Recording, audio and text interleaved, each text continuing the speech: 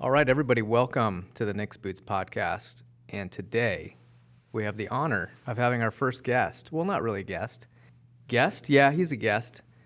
He's actually the owner of Nick's Handmade Boots. And Shuyler Mao is here. Today we're going to talk about, some history about Shuyler joining the business.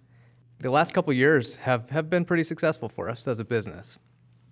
But there was definitely some rocky points going back to 2020, especially around COVID.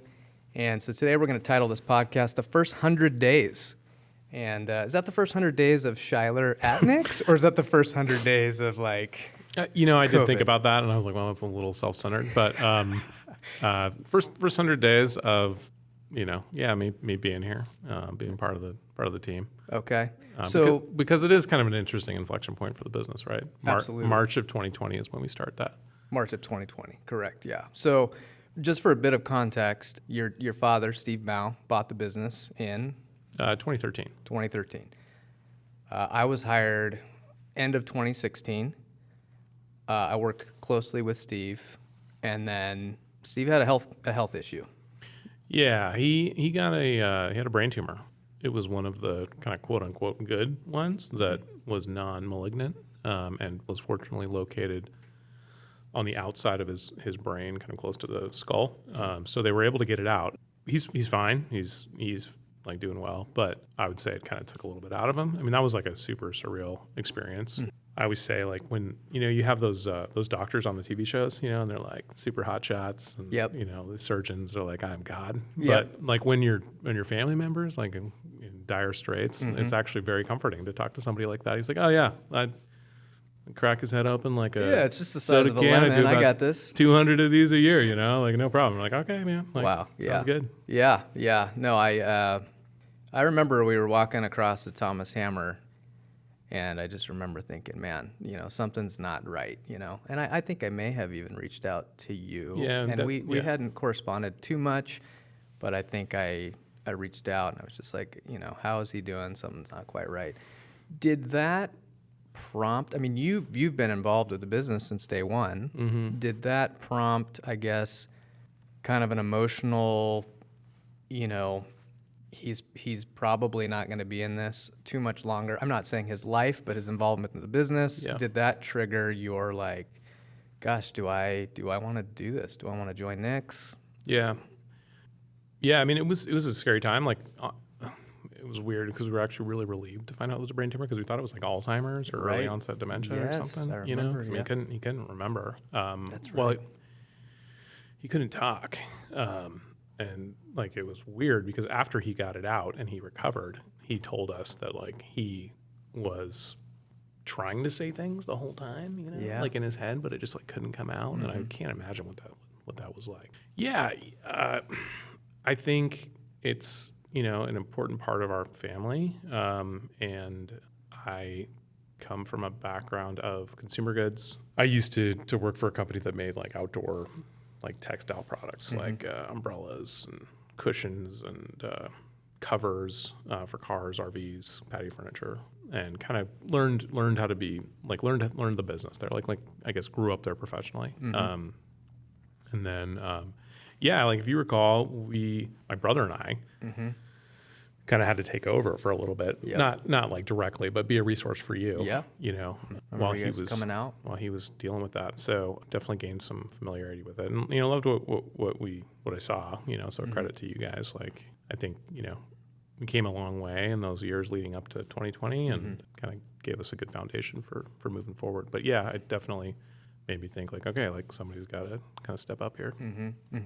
When he bought the business in 2013, was ownership or involvement something on your radar back then, or was it kind of this is my dad's thing? And yeah, not really. I was pretty career oriented then, and was kind of like making my way up at that cover company. It was a company called Classic Accessories in Kent, Washington, kind of south of Seattle.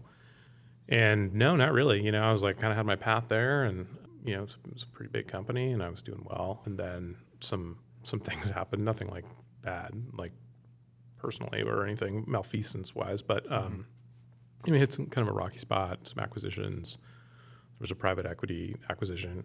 I ended up leaving there and then went to work for kind of a business intelligence company, and that was cool, but it was consulting, and I hated consulting. Like, I hated not having skin in the game and being a part of it. But it was a good way to kind of recover from what I was pretty, I don't know, traumatic might be too strong of a word, but it was an ending, I was there for like 10 years, classic company, and that was Traumatic may be appropriate. yeah, and so I loved the people there and everything. When I went into the consulting business, it was kind of a time to take a break and figure out what was next, and then next, like, I think was definitely ripe for some advances, and also the situation with my dad kind of made it relatively easy. When did he get sick? That was 2018, I believe, and it kind of leaked into 2019 as well. And I would say like it took him a good amount of time to kind of get back to where. I guess when was he operated on? 2018. 2018. Okay. Yeah. Okay, and then I guess fast forward a little bit, probably end of 2019. You and I are sending some Street Fighter 2 gifts back and forth. And then you were like, I don't even remember. You were like, I'm coming. Yeah. I'm doing this. You relocated with you and your wife. When did you land in Spokane? March 3rd, man, was my first day. March 3rd. Okay. Yeah, I mean, it was such a weird time. And my wife is from Spokane, so it was not like a crazy adjustment. We'd been coming back here for years for holidays. My wife's family's here, and they're great. So the plan was for me to live in my in-laws' basement during the week, go back to Seattle, see my wife. But then, of course, the big COVID. The big whammy hit. Yeah. And that was was it like the 20th? I mean, I think it was right around then. I think it was in the teens. Yeah. I remember boarding a plane to go to the Arizona Wildfire Academy, which would have been second week of March. Because I think I was there the first week you were at Nick's. Yep. And I remember looking at my phone at the terminal, and there was this thing about COVID. And there was a couple deaths in Washington. Yeah, it started in Seattle, right? Yeah. That was the first case. Yeah. And then when I landed in Prescott, Arizona, and like, hey, I'm here. Oh, cool. Yeah, Washington. Oh, yeah. Are you here to spread COVID? Because we've heard that you're the only state that's like people are dying. And I was like, okay, this is a thing. Luckily, it's in Arizona. People didn't care too much. But that was essentially the first week you started. COVID hits. Yep. And your memory's better than mine. Maybe. Most times. What did we do as a business? When was the first crap moment? Yeah, I mean, that was a roller coaster. We, I don't know if people recall. I mean, Washington was obviously a little more, that's right, depending on your perspective, proactive or anyway, with that. And like, I remember in Seattle, the governor talked to like all the big tech companies and was like, hey, can you start people working from home? And that'll send out like a signal to the rest of the, the rest of the workforce and the rest of the companies. And then it just kind of spread. And I mean, it was super surreal. I remember going back to Seattle and being like, man, this place is awesome without traffic, Yeah. But yeah, and so it started here. I mean, people were like, restaurants were getting shut down. Everything was shut down. And I remember nobody really knew what was happening. We were shut down, if you recall. We were shut down for like a week or two. And now, what I don't remember, was that a voluntary shutdown or that was... I think that was mandated. Was it? Yeah. Okay. Yeah. I remember having a company-wide meeting. We probably had... We had a couple. I mean, I remember we had a short shutdown where I remember that. It was like we panicked. Or maybe that's not the right word, but we shut down for a couple days and we were like, okay. And we cleaned everything. I don't know if you remember that. Like we came in here on nobody else was here and we were like wiping everying down. We put like the tape on all the surfaces that would need to be cleaned on a regular basis. We had like a checkboard. Like everyone was assigned to clean, morning and night, and it would rotate. My recollection, and this could be wrong, was restaurants were shut down, non-essential places were getting shut down, I thought as a business, we said, there's a lot of unknown right now, so we're gonna let people take some time off and like figure things out for a couple weeks, and we're willing to pay you for 2 weeks to. It was some time. I don't recall exactly how long it was. I could, certainly could look, but but then we came back, and then I think we ran up against this mandate to shut down. Right. And then you can remember that mad scramble to get classified as an essential business. Yep. This was like you're getting your like ration card in a war. You're like, okay, like, am I gonna go out of business? Like, what's gonna happen here? Fortunately, because we made the fire boots, we were able to get an exemption, and that was kind of interesting. Like, we had a relationship with some people at the DNR, and they kind of Well, I think before we got the exemption for providing PPE for emergency services, I think our connection with the DNR got us on a governor approved vendor list. Right. Which we were kind of like, is this legit? Is this card? Because it was like, I remember asking. Remember that card we had to print it out and give it to every employee? That's right. To carry because on there their was person, it was like a like a military thing, like it was self-defense. If you were caught on the street, you in a were vehicle. supposed to show this card to like the non-existent, patrolling forces that were like. Yeah, and then when they rolled out like the official guidelines, I remember feeling good as one could, given the times that hey, we are making PPE for emergency responders. And and then we did. We prioritized. We only made boots for emergency responders for a bit. Yeah, we did. And customers were super understanding about that. That was kind of interesting. For like a couple months, we only made fire boots. Yep. And in some ways, that's maybe the start of our backlog. Yeah. Really. And, well, let's talk about that. So I remember there were moments of like, I would even come home and talk to my wife and be like, we can only be bare bones here for so long. There was a lot of people taking some time off that we allowed. But I remember there's kind of a bare bones crew. And then I remember just thinking like, this kind of sucks that like, we can't limp along for so long. And then I think the workforce kind of started coming back. We got the shower curtains up. Oh, right. We got our disinfectant game on. Masks. We got the masks going, which is quite interesting. And then I just remember thinking like, okay, so we're kind of back in business here. But what on earth? Like, there's nobody out on the street anymore. We're like the only people commuting to work. Where are our customers? Our showroom essentially shut down. And then I think we were just kind of looking at things from a sales standpoint. And then we were like, people are buying stuff. Well, you got to remember, like we started hustling a little bit, in March. And so that was when we started we brought back MTOs. I don't know if you remember that. Right. A certain person had discontinued made to order. Was that Nathan? For a little bit. So we brought back MTOs. We got rid of For the Tryon. record, that was me. Got rid of Tryon boot fees. We had some free shipping promotions.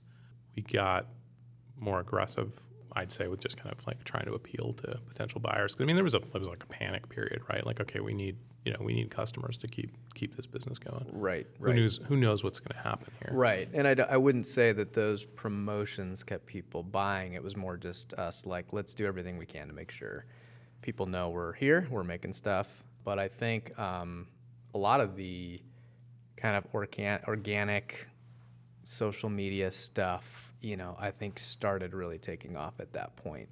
There was a lot of buildup, and I think this kind of segues to, I think it was your dad. When did your dad say, hey, you guys should check this guy out on YouTube that's cutting boots in half? Yeah, that was April. So we were building up. Like I remember the sales build up. So March was like better than I think what we were kind of expecting with our emphasis. And a lot of it was just like kind of organizing, like let's send out an email on a regular basis. Let's do posting on a regular cadence, that sort of thing. April was good. I think we were running. I remember we ran a sale in March. I think it was 10% off everything. Right. Yep. And then April was okay, was pretty good. And then, Steve saw Weston cutting I think it was a Red Wing Iron Ranger in half. And we were like, that's cool. That could be right up our alley. And so we reached out to him. He's great to work with. And he did a Builder Pro. He's like, I'll do that for $10. Wasn't Yeah, that the yeah, deal? yeah. It was like a 10 video deal for $10. It was a little less expensive back then. But he was just getting going. So I mean, it was a very complimentary time period for both of us, where his channel was getting off the ground, and also we were getting off the ground. And so I do recall we had that agreement with him, and we had kind of a series of videos that he wanted to do, and it was the Builder Pro, and it was perfect timing. Everyone's sitting at home watching YouTube videos. Yep. Here comes like this weird new boot. So Weston's also a former firefighter, so he is familiar with the P&W business, right? Or products, and so we won't mention which boots he wore when he was a firefighter, but that's fine. He was able to do a great job kind of explaining that, and that resonated with people, and it just took off from there. May was kind of the beginning. Yep. And you're literally looking at like doubling from probably what we were doing in like March. Mm-hmm. Yep, and they did a series of videos, and I just remember kind of the sobering reality of like more people at home in front of screens was benefiting the business. Yeah, it was a weird time. Because I think people were just looking to spend, and here we were kind of for the first time on the big stage, so to speak, and people were just like eating it up. Yeah, and obviously we had to ramp up production to keep up with that. And it was like such a strange time. And that carried forward really throughout 2021. And I think this happened to a lot of businesses, is you're like, okay, is this real? Is this a real increase in business, or is this just because of the pandemic? And I think we've seen, like, in hindsight, it's a little mix of both for certain businesses. We see like layoffs on the tech side now. That's, that was not real. Right. But I do think there were certainly some brands that were able to take advantage of that additional interest and grab their toehold and really start to grow. And then, like, from a hiring standpoint, we picked up a ton of workers from the restaurant business. Yeah, right. Some great employees, some wonderful employees, and a lot of them are still here. So that was a sad time for one industry, but it definitely helped us. Getting some people in here who needed to work and wanted to work, Yeah. The irony of it all is, I think from a hiring standpoint, we had more success right in the middle of pandemic chaos, and then as the pandemic kind of waned a bit, that's where it became a little bit more difficult. I think people were maybe okay with, not working as much, but some of our key hires happened during some pretty dire times, and it's interesting to reflect on that. I guess personally, as you didn't own the previous businesses you were involved in. Talk a little bit about, it's baptism by fire, no puns intended, but here you are in Spokane. You've moved, you and your wife. Pandemic hits. I just feel like we were put in this like can and shook around, and just talk about like how you're processing that. You're in a role maybe similar to what you've done, but different. I mean, there's more to what you stepped into perhaps than what you were previously doing. Yeah, definitely. Like the accounting side and like all the maintenance side, HR, that sort of stuff is definitely new to me, and definitely a learning curve with some of that stuff. But, do have some resources that we can bring on to help with that stuff externally. But I would say it is a much different stress profile, for sure. Although, like I had some jobs where I had a lot of responsibility, and I remember I always took it very seriously, and for better and for worse. But I remember that time being like one of the most fun that I've had, so we're like growing like crazy. I remember you, Nathan, and I are like texting each other at the end of the day, like, here's the sales number, like, hey, nice job. I think we came up with some emojis around it. It was lots of fun. And I think that was true for, a lot of businesses at the time. But yeah, in the first 100 days, man, it was like, okay, we hit the ground running, like we did some good things. It's paying off. I would say like your question really, I think, became more poignant as we got out of that 100 days. And like, that's when you it set in like, okay, there's a lot of responsibility here. We're growing, we're taking on more people, you take that very seriously, right? Where you like are responsible for people's livelihoods. Yeah. And that's where I just remember like having constant anxiety through 2021 and probably 2022 was off to a good start, but like 2021, like, okay, is this going away? Like remember the talk on the news all the time, like the shift away from goods to services. Right. People are going on vacation now, they're not buying stuff. Right. That was pretty crazy. And anyway, you guys are great, like that's the thing. It's like, Yeah. definitely we have everyone here is the same, from when I started. And I think just kind of bringing that more systematic approach to things, like, let's do emails every certain day of the week, let's regularize our posting. Let's have some kind of consistency there. And then like, we definitely took advantage of the circumstances from a pandemic standpoint, but we've been able to keep it going, which is really, really great. Yeah. I almost remember being embarrassed. I think some folks I knew maybe that came from like the service restaurant industry or even the airlines, some flight attendant friends, some people that do maintenance at Alaska Airlines, and like they were unemployed but getting compensation. But I just remember this feeling of like we're kind of crushing it, like people just assumed like, oh, you're a boot company, it's probably hell managing the the pandemic and all this. But I just remember being like, we're actually like people are spending money, and it was hard for a lot of people to comprehend, like, wait, people are at home online looking at boots and spending $500+ on footwear that they're not even really using because they can't go out. And I'm like, yeah, like that's happening a lot. And it was kind of surreal.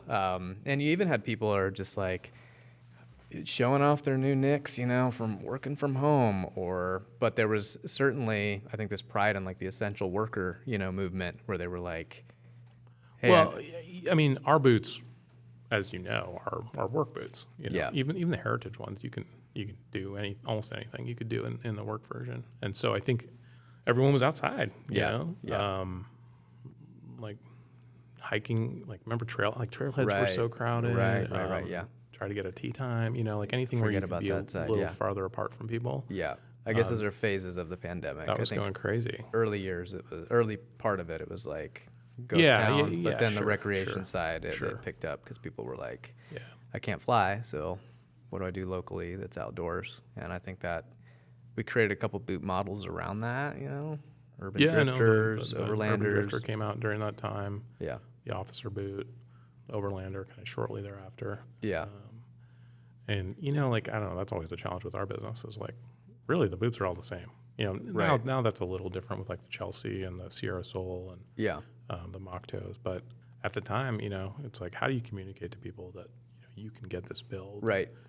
So I think we're probably on day like 68 right now of the first 100 days. Actually, no, we're way past. We're like in year 2 now. Right. We jumped around a little bit. But no, it's fine. Because I always think about the business in like, in chapters. So I think there was this empathy stage where customers were like, we get it. It's hard. Supply chain madness. I can't imagine. We were very, I think, very responsible with how we treated our employees and the company from a sanitation standpoint. I mean, we did everything we should have done, where there was a lot of businesses that were like, whatever.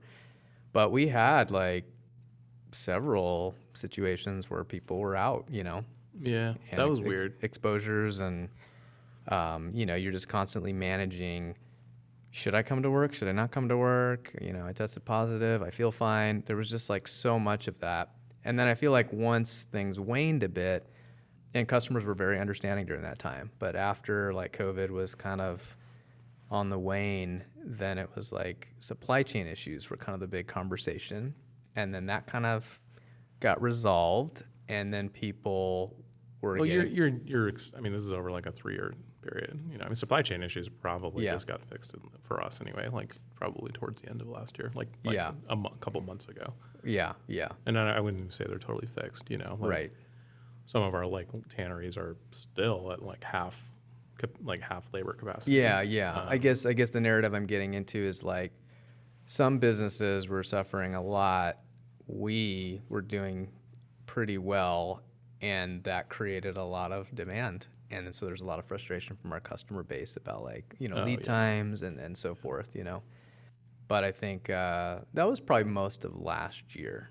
So probably starting in 2022. Where a lot of the, there was a decent backlog, there were some leather shortages, supply chain issues, but it seems like we've pulled through, some of Yeah, that. no, I think we're doing good, and I do think lead times are coming down a bit. But I mean, I was thinking like reflecting back on the 100 days. So that was when we launched like 2 weeks to ship. Oh, right, yeah. Remember that program? So Yep. 2 weeks to ship morphed into the quick ship program now, which is 8 weeks to ship. Yeah. Which I don't know. Like I'd love to be able to offer 2 weeks to ship, but we have to get capacity up, and I think that was something we learned is like you cannot grow more than a certain amount while doing things true to kind of how you've been doing things. Yeah. You cannot grow more than a certain amount each year. Yeah. And so that's been a balancing act for from a sales planning standpoint and also from a production training standpoint. But they've done an awesome job. Yeah. Seeing some great numbers coming out of production. Yeah.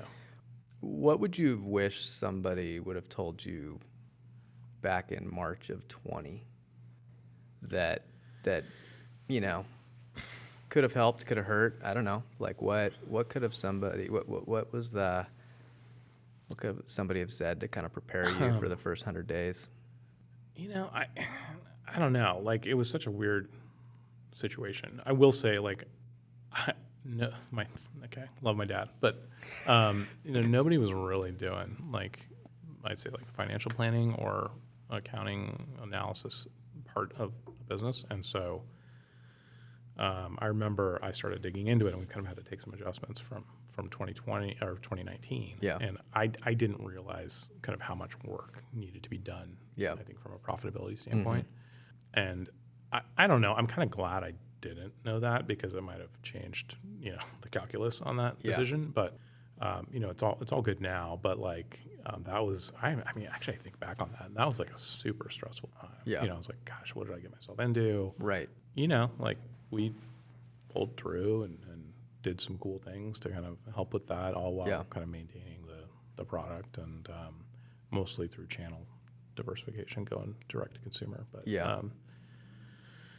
was. That was a Band-Aid that was kind of a hard one to pull off. When you looked at the profitability numbers and even saw the wholesale to direct to consumer ratios that we'd maintained, I think the writing was on the wall for a bit.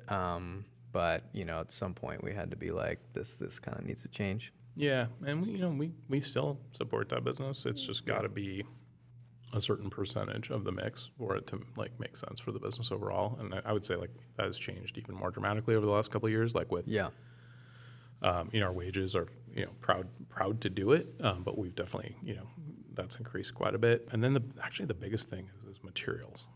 Material costs have really skyrocketed over the last 3 years. I was just looking at like heel stacks. Heel stacks are up like 35%. Wow. Yeah. And like you have to do it, and that's our message, right? It's like buy from the USA, so that means you don't have as many suppliers as maybe if you were kind of sourcing globally. But that's something that like we've had to weather and make sure we're accounting for. Yeah, and starting our own ranch is going to help.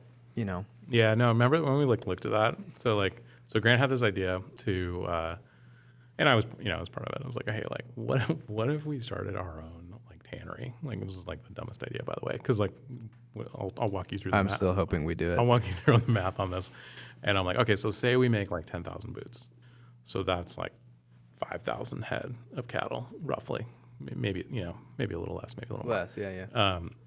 And I'm like, okay, so you need 5,000. And then I was looking at like Google can tell you what's like a healthy number to cull from a herd? Yeah, And like right. how much maturity do the cows need? Yeah. And it's like 2 years. Oh, and yeah, so yeah. you have to maintain a herd of 15,000 head of cattle. Right.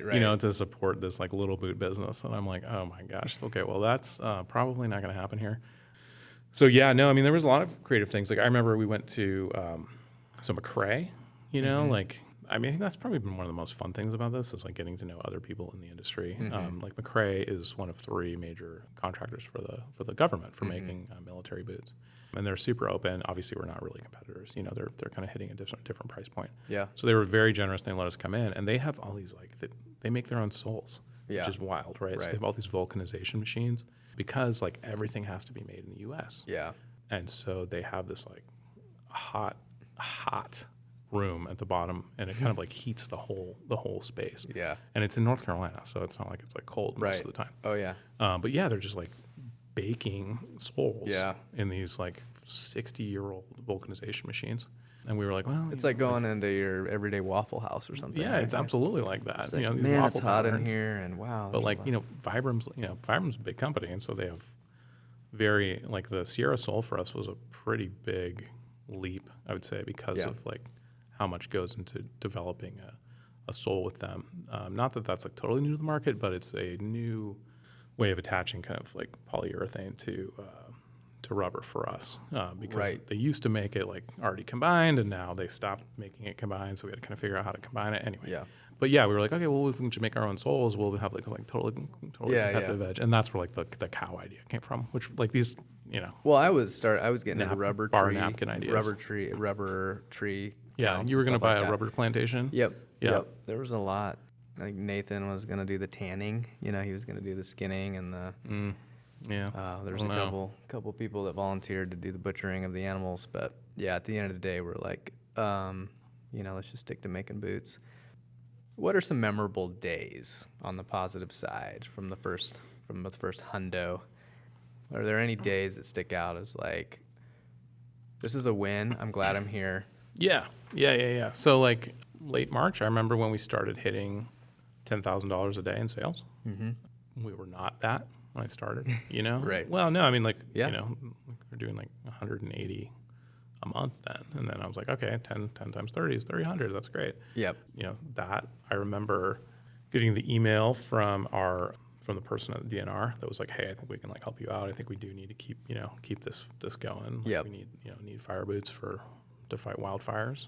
I remember, I don't remember the specific day, but it was kind of like when I felt like there was some buy-in from you guys. Like, okay, like we put in some like I think pretty cool incentives, in place. And I was like, hey, like how do we make this a place for people to thrive and like build a life around financially? Yeah. And seeing like everyone kind of buy into that and keeping that going is obviously what kind of keeps me up at night. But yeah, like Yeah. no, I say those 3 things just immediately pop into my head. Yeah. Yeah. No, there was I just remember a crap ton of adrenaline. Yeah, it was a crazy time, we man. were or when Rosanville hit, like I think it was Yeah. 500K, Right. on that video. Yeah. And waking up to that. Yeah. Yeah. I think it crashed the site. So Right. that was Yeah. those were good tidings for Yep. sure. I think fast forwarding to the ND1. You're outside the 100 days, man. Dang, man, I'm like You're gonna have to 1,000, save that. first save that. 1,000. Okay, we'll save that for another episode. Yeah. So, well, very good. No, I think sometimes I think it's good to pause and reflect, and I think like we're a growing brand, and I think we're kind of viewed as like, we're all over. Or something, yeah. We're viewed as something. Yeah. We're all over, and people know us. I think in most states here in the United States and even globally. But it's interesting to reflect on some of those vulnerable times, which coincided with you starting and COVID, and I think it's healthy to reflect on those times. Yeah, no, I appreciate it, and I want to tell anyone watching this that Grant's confidence keeps me going, but sometimes I'm like, hey, we got to be humble, man. Like, hungry, humble, and smart. Like, we're definitely not there. And I always think like, my job is to present confidence. You think about how big we are, and I'm like, man, I mean, I bet there are people who don't even know what a thoroughgood is, and we're Yeah. a fraction of that. Right. So There's some people that don't even wear shoes, some people that don't wear shoes. Yeah. So no, we're definitely not thinking we're We're not hot Yeah. stuff. I'm just saying from the time I walked into Nick's in 2016 to today. That's fair. You Yeah, know, for sure. like, No, I we're- mean, it's come a long way. We've got some amazing people here. Everyone's really made this happen, man. It's been a wild journey. Yeah. All right. Any closing thoughts? What are you most excited for 2023? Dang it, that's outside of the first hundo, but that's a fair question. Yeah, I guess. I mean, it could be its own episode. I don't know. No, I think we've got some, it's generally around product. I do think this podcast format is interesting. And, is that a way to kind of show behind the scenes here and, who we are? I'm very proud of our culture and what we've become. It's super important to us. I think we've got some exciting products coming that we'll definitely unveil. I think Why don't we talk briefly about what we did yesterday? that's cool. Yeah. So the insulated boot, we for years got some feedback like, why don't you have an insulated boot? Your competitors do. And we did at one time have an insulated boot. We used Thinsulate, which is Another thing that I kiboshed. yeah. Well, no, I mean, it was for good reason. So it's a very, it's a very popular product, but Thinsulate is essentially it's a bootie, if you're familiar with like a Gore-Tex bootie. So it kind of goes inside of the shoe, but it affects sizing because you're making the boot the same size as what you would fit into. So then it adds uncertainty like, okay, well, do I need to go an extra width? Do I need to go an extra length? And we would. And we would, and then it would be a little loose. Right. And Thinsulate's not, Thinsulate's got some problems. It's not super compressible. It's actually not it's an okay insulator, Yep. So anyway, so we came across this material, Polar Thin. It's an aerogel, impregnated material. They use it to insulate like things in space, like satellites, which is pretty wild. Yep. And we are offering that in a new boot. Follow the the emails and everything like that. We've definitely announced that. But Yeah, it's live. It's live. We'll have a little video on Friday. I mean, that's super exciting. I think we've talked about a little bit, there's a lot of times where we say, oh, we just don't do that, well, we just don't do that. Oh, just buy a thicker pair of socks. We don't do that. Or, for many years we carried other boots, other brands Carolinas, because we just, Yeah.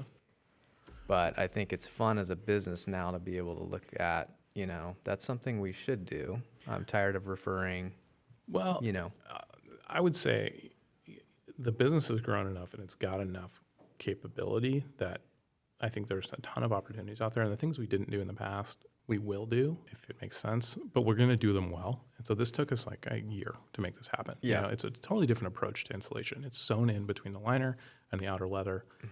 And it takes a special material to do that.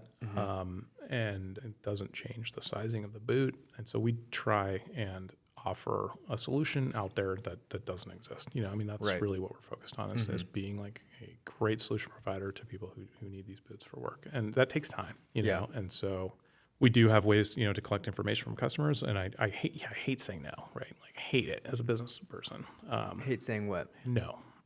No, correct. Okay, Yeah. gotcha. Yeah. But, I think we have to say no in order to say yes in the right way and with a product that we're proud of and then we think it works really well. Yeah, and I think when we do say, rather than say no, that's actually a really good idea, and we're gonna think about that, and we're gonna really look at what the opportunities are that we're missing. And I feel like in the past we would just say, "Gosh, that's a great idea," and not do much or not have the resources to do it. But now we've got more resources, and it's fun to be like, "Yeah, we're gonna do that." But when we do it, we're gonna do it right. Yeah.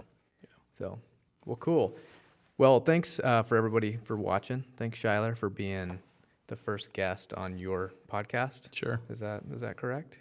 So it's been fun to chat with you, and it gives, especially our customers and people that are looking at getting into high-end footwear, a little peek at, a little bit of the history here. But we look forward to some more conversations, and podcast is going to be a regular thing. Yeah. Thanks for listening. We'll be playing with the format as we go on and try to find things that are interesting and worth listening to. So appreciate that. Yep. Alrighty. Thanks, Shuyler. Thanks, man.